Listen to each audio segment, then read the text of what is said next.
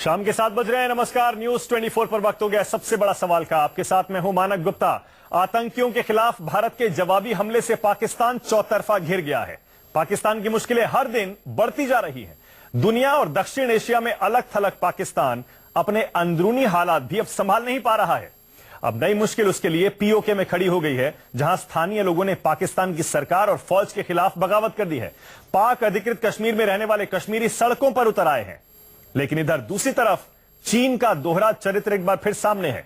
एक तरफ चीन ने संयुक्त राष्ट्र में आतंकी मसूद अजहर को बैन करने की भारत की याचिका पर अपना विरोध 6 महीने बढ़ा दिया है, तो ब्रह्मपुत्र की एक सहायक नदी का पानी भी रोक दिया है, जिससे भारत के पूर्वोत्तर में चिंता बढ़ गई है। जाहिर है चीन ने ऐसा अपने दोस्त पाकिस्तान के समर्थन में भारत पर दबाव बनाने के लिए किया है।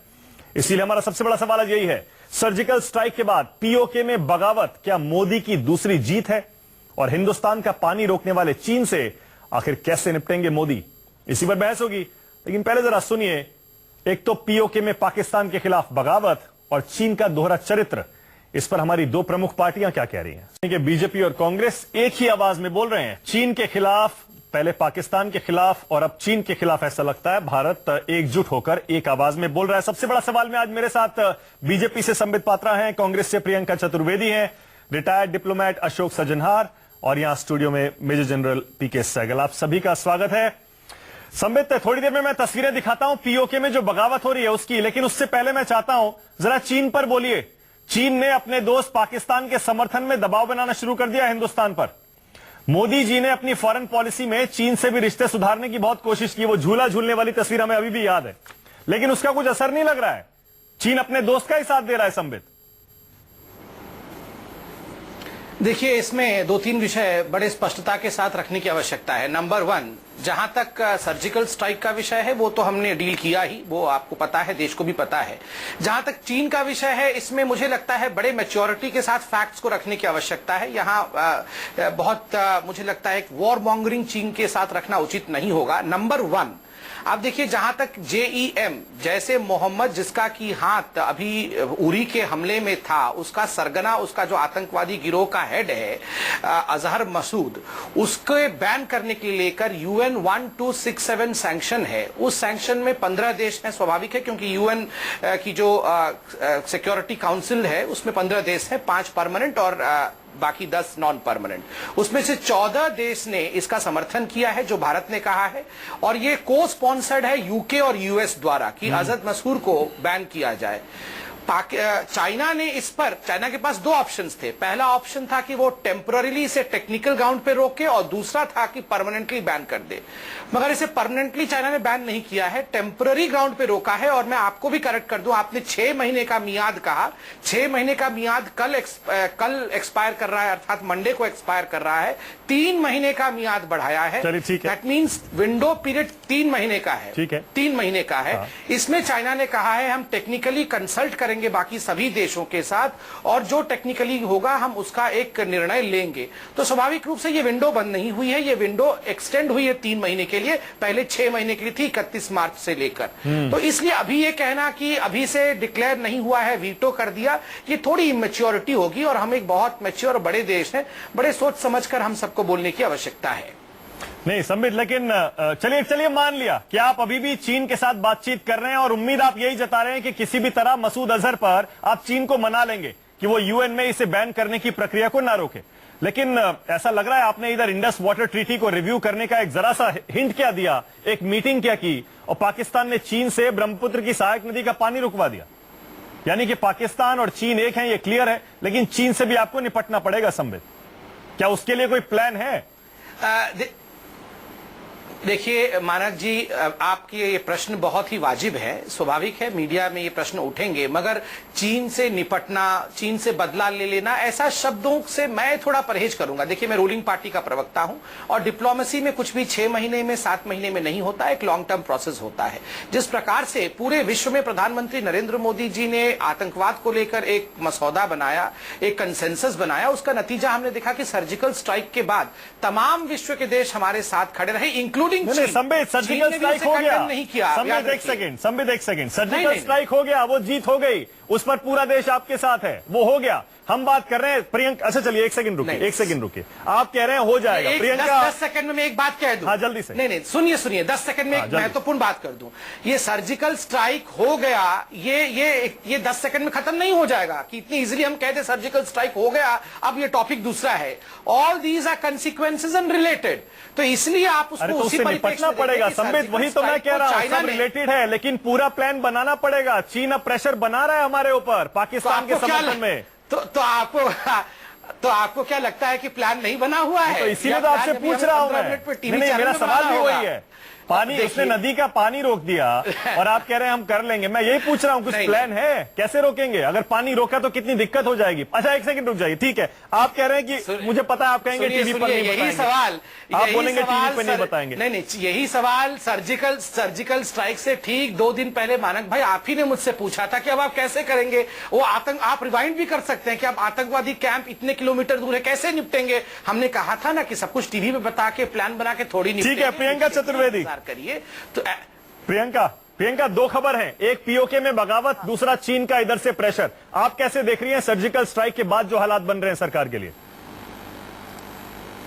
नहीं, देखिए जो बगावत हो रही है पीओके में, वो पाकिस्तान के जो इंटरनल हमने मैटर्स देखे हैं, किस तरीके से सरकार और आईएसआई और आर्मी उस पर कब्जा करे बैठी है और किसी तरीके का इकोनॉमिक प्रोग्रेस नहीं हो रहा है उस कंट्री में। और जब वो भारत की तरफ देखते हैं और वो देखते हैं किस तरीके से प्रगति हो रही है, जिस रफ्तार से प्रगति हो रही है, तो बिल्कुल ऑब्वियस है कि वो लोग भी रिएक्ट करेंगे जब इस तरीके का माहौल बनता है, और वो लोग भी रिवोल्ट करेंगे अपनी सरकार के खिलाफ और उनकी नीतियों के खिलाफ। वो एक बात है। दूसरा बात, हाँ बिल्कुल हम मैच्योर नेशन हैं, हम मैच्योर पॉलिटिकल पार्टीज हैं, पर संबित जी से मैं एक चीज से इत्तेफाक नहीं रखती हूँ। जहां तक चाइना का मुद्दा है, हमें ये नहीं भूलना चाहिए। मैं ये नहीं कह रही हूँ बदले की राजनीति होनी चाहिए चाइना को लेकर, क्योंकि चाइना इकोनॉमिकली भी और आर्मी वाइज भी बड़ा है, बड़ा देश है। पर हमें ये ध्यान रखना चाहिए कि वो पाकिस्तान में इकोनॉमिकली इन्वेस्टेड है, तो उनको पाकिस्तान का समर्थन देना मैं कहूंगी कि उनके लिए उनका फायदा वो अपने हित में देख रहे हैं। पर एक चीज जो चाइना अपने आप को एक्सपोज कर रहा है, वो इसमें बहुत क्लियरली एक्सपोज कर रहा है कि वो टेरर के साथ नहीं खड़े हैं। क्योंकि पाकिस्तान सिर्फ इंडिया में ही टेरर नहीं भेजता है, पाकिस्तान टेरर अपना एक्सपोर्ट करने लगा है बाकी सारे बड़े देशों में जो टेरर के शिकार हुए हैं। तो अब ये चाइना को समझने की बात है कि आने वाले समय में वो एक टेरर नेशन के साथ खड़े हुए दिखना चाहते हैं, या वो इकोनॉमिक प्रोग्रेस और टेरर खत्म करने वाले देशों के साथ खड़े होना चाहिए। और ये सिर्फ इंडिया का ही मुद्दा नहीं है, ये पूरे दुनिया में पाकिस्तान से जो टेरर एक्सपोर्ट हो रहा है वो एक बहुत गंभीर मामला बन चुका है, और यूनाइटेड नेशंस ने भी एक्नॉलेज किया है। बिल्कुल सही है, बिल्कुल सही कह रहे हैं। एम्बेसडर सज्जनहार और जनरल सहगल, आप दोनों से मेरा सवाल है, क्योंकि आप दोनों तो इस फील्ड के एक्सपर्ट्स हैं। पहले जनरल सहगल, एक क्विक कमेंट आपसे चाहता हूं मैं।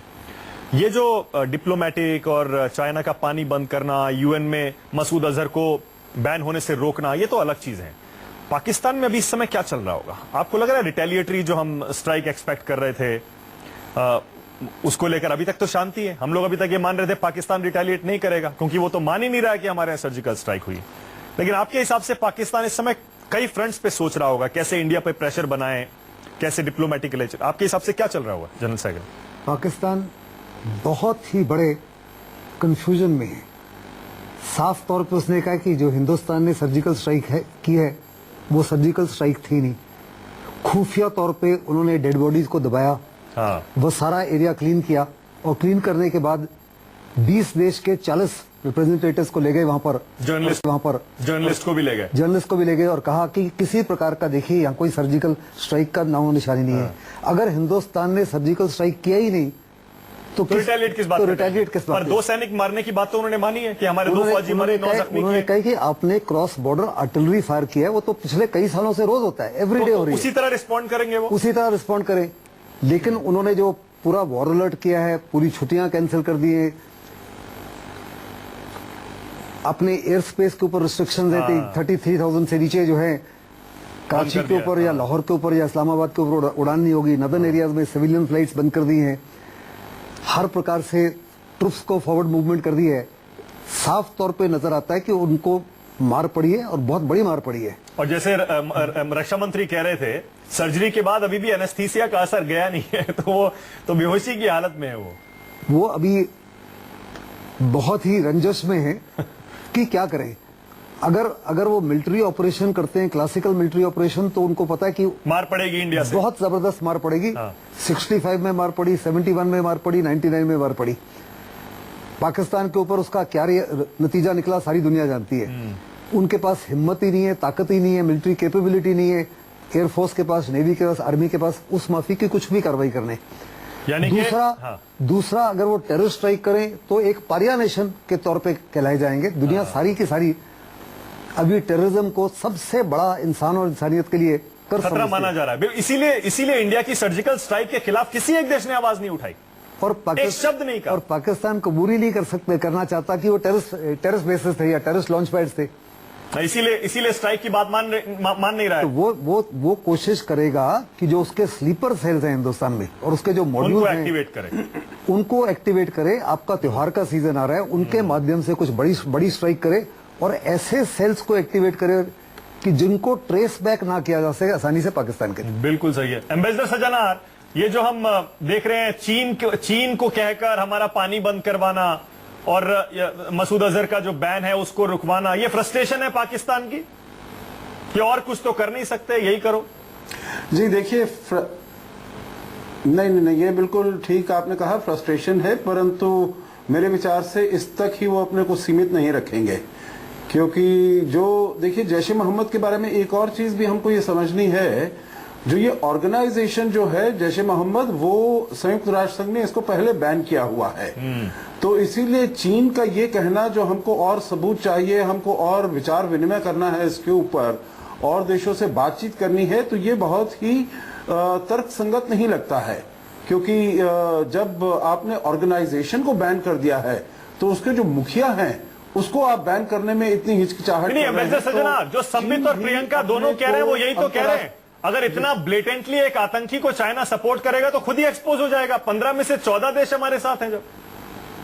जी बिल्कुल। एक तो देखिए, मुझे एक बात और कहने दीजिएगा। एक तो अंतर्राष्ट्रीय तौर पर अपने को बिल्कुल अलग थलग ऐसे वो पाएगा, 15 में से 14 देश इसके समर्थन में हैं और सभी जो 4 और परमानेंट मेंबर्स हैं वो भी इसके समर्थन में हैं। दूसरी चीज मैं ये कहूंगा, जो इनका चाइना पाकिस्तान इकोनॉमिक कॉरिडोर बन रहा है, आपको मालूम है उसमें भी उसने पीओके में एक पूरा डिवीजन वहां पर तैनात किया है जिससे कि इसको सुरक्षा दी जा सके। जो उसके आदमी वहां पर काम कर रहे हैं, कंस्ट्रक्शन कर रहे हैं, जो उसका ये बन रहे हैं, रोडवे बन रहा है या थर्मल पावर स्टेशंस वगैरह जो बन रहे हैं, उनको सुरक्षा, अपने आदमियों को और ये प्रोजेक्ट को सुरक्षा देने के लिए उसने अपनी डिवीजन वहां पर लगा रखी है और बलूचिस्तान में भी लगा रखे हैं, अपने सैनिक तैनात किए हुए हैं।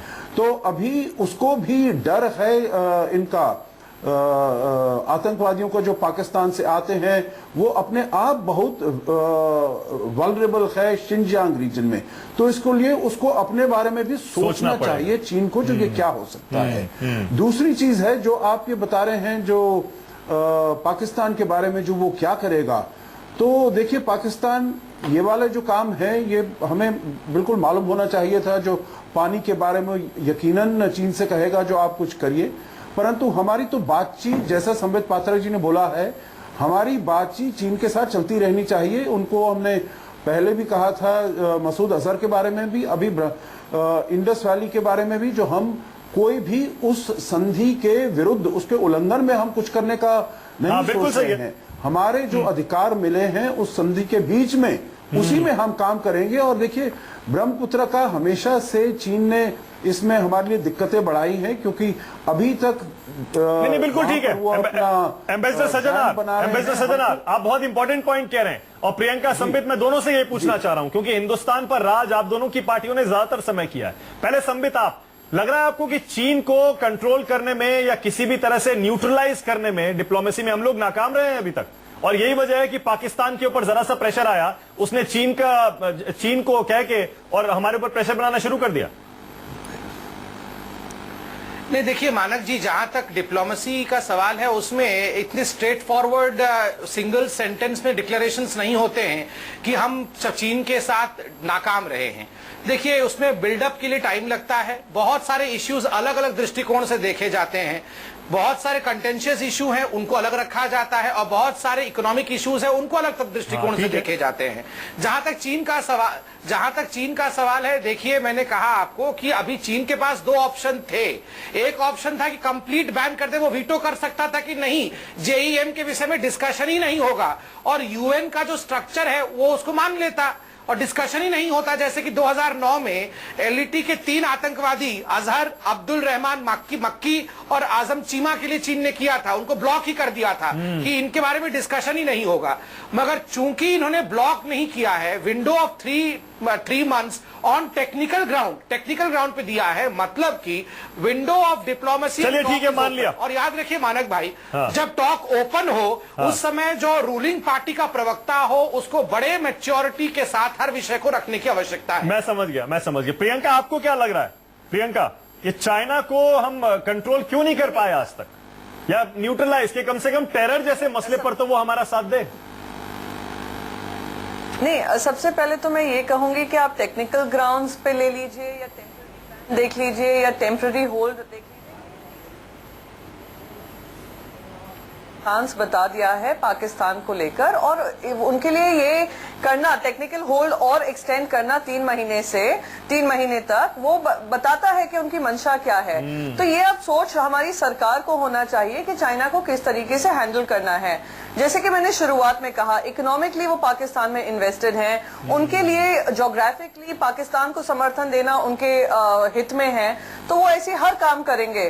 पर जिस तरीके से उन्होंने हमारा एनएसजी ग्रुप में भी मेंबरशिप को ब्लॉक किया था, वो भी बहुत दिन पहले नहीं हुई है बात। तो किस तरीके से उनको घेरा जाए, हाँ बिल्कुल डिप्लोमेसी में सब ओवरनाइट नहीं होता है, पर हमें अमेरिका और जो हमारे समर्थक देश हैं, जैसे अमेरिका हुआ, यूके हुआ, उनपे जोर डालना पड़ेगा। और छोटे देश हुए, जैसे आज सार्क में हमने उनको बॉयकॉट किया है, वैसे सारे देशों को खुलकर सामने आना होगा और चाइना को बताना होगा कि इस तरीके से वो आज अगर जब उसको सपोर्ट करते हैं, टेरर नेशन जैसा पाकिस्तान है, आने वाले समय में वो उनके लिए भी तकलीफ खड़ा कर सकता है। उनके इतने लोग आजकल जो चाइना पाकिस्तान इकोनॉमिक कॉरिडोर बन रहा है, वहां पे चाइना के कितने लोग वहां पे काम करते हैं, उनपे भी खतरा हो सकता है। तो ये इंडिया को अब किस तरीके से डिप्लोमेटिक प्रेशर का इस्तेमाल करते हैं, वो मैं कहूंगी सरकार काफी सक्षम है, इसमें सोचेगी, और ये एक्सक्यूजेस बनाकर टेक्निकल रीजंस हैं, ये रीजन है, बिल्कुल सही है। आतंक को लेकर गुड टेररिस्ट बैड टेररिस्ट का गेम जैसा पाकिस्तान समझ गया है कि बहुत टाइम तक नहीं खेला जा सकता, वही गेम ऐसा लगता है चाइना को भी समझना पड़ेगा। बहुत बड़ा सबक है। क्विक कमेंट सर, 10-10 सेकंड में आपसे और एम्बेसडर सज्जनार से ही चाहता हूं, पीओके में जो सर हो रहा है, जो आवाज उठ रही है, क्या वो सीरियसली वाकई बहुत चिंता की बात होगी पाकिस्तान के लिए? पाकिस्तान के लिए पीओके में उतनी मुसीबतें खड़ी हो गई हैं जितनी बलूचिस्तान में। बहुत बड़े पैमाने पर उनकी फौज चीन के साथ मिलकर वहां एथनिक क्लींजिंग कर रही है कई सालों से। जो इलेक्शंस भी हुई हैं पूरी रिग की गई हैं। पीएमएल पार्टी, जिनके प्रतिनिधि जो वहां थे, लोग उनको जानते भी नहीं थे, वो जीत गए। सो लोग वो सरकार को भी नहीं एक्सेप्ट कर रहे, लोग पाकिस्तान की फौज की ब्रूटैलिटी को भी नहीं एक्सेप्ट कर रहे। पहले तो हमारी डिप्लोमेटिक विक्ट्री होगी ना, बहुत बड़े पैमाने पर। जब से रिसेंटली हमने बलूचिस्तान, पीओके, गिलगिट बल्टिस्तान ये इशू उठाए हैं, उसके बाद आज जो हम तस्वीरें वहां से देख रहे हैं, एब्सोल्यूट एंड टोटल इट्स बहुत बड़ी विक्ट्री है। एम्बेसडर, आपके हिसाब से भी, या ये छिटपुट एक प्रोटेस्ट है जिसको ज्यादा सीरियसली नहीं लेना चाहिए? देखिए, जब से जी बिल्कुल, जिस 15 अगस्त के बाद से ये वाला सब शुरू हुआ बलूचिस्तान में भी और पीओके और गिलगित बल्तिस्तान में, मैं दो चीजें जल्दी से कहना चाहूंगा। एक तो जो प्रियंका जी ने कहा, बिल्कुल ठीक कहा, जो इकोनॉमिकली इन्वेस्टेड है चीन पाकिस्तान में, पर इकोनॉमिकली इन्वेस्टमेंट के अलावा स्ट्रेटेजिक इन्वेस्टमेंट भी उसका बहुत है वहां पर। इसको हमें मद्देनजर रखना पड़ेगा। केवल इकोनॉमिक स्ट्रेटेजिक इन्वेस्टमेंट है। दूसरी चीज है, जो देखिए पाकिस्तान कुछ भी नकारता रहे, परंतु पूरी दुनिया विश्वास करती है जो ये स्ट्रेटेजिक ये सर्जिकल स्ट्राइक्स हुए हैं, पाकिस्तान के अवाम ये विश्वास करता है। तो इसीलिए, और राहील शरीफ का अभी यहां पर रिटायरमेंट की तारीख बहुत जल्दी आ रही है, तो राहील शरीफ इसको ऐसे नहीं रहने देगा। वो इसके ऊपर जरूर कुछ ना कुछ बड़ा कदम उठाएगा, जिसके लिए भारत को तैयार रहना चाहिए। बिल्कुल तैयार है हम सर, बहुत इंपॉर्टेंट बात आपने कही है। इसीलिए जैसा मैं बार बार कह रहा हूं कि हमारी सीमा पर, एलओसी पर हमारी सेना तैनात है। हमारे देश के अंदर, हमारे शहरों में, छोटे नगरों में, गांव में, हमारे समाज में हम सबको भी अलर्ट रहने की जरूरत है, क्योंकि पाकिस्तान किसी भी हद तक गिर सकता है। हमारे यहां अस्थिरता पैदा करने के लिए। बहुत बहुत शुक्रिया सबसे बड़ा सवाल में आने के लिए संबित पात्रा, प्रियंका, एम्बेसडर सज्जनार, जनरल साहब, बहुत बहुत शुक्रिया। छोटा सा ब्रेक लेना पड़ेगा, देखते रहिए न्यूज़ 24।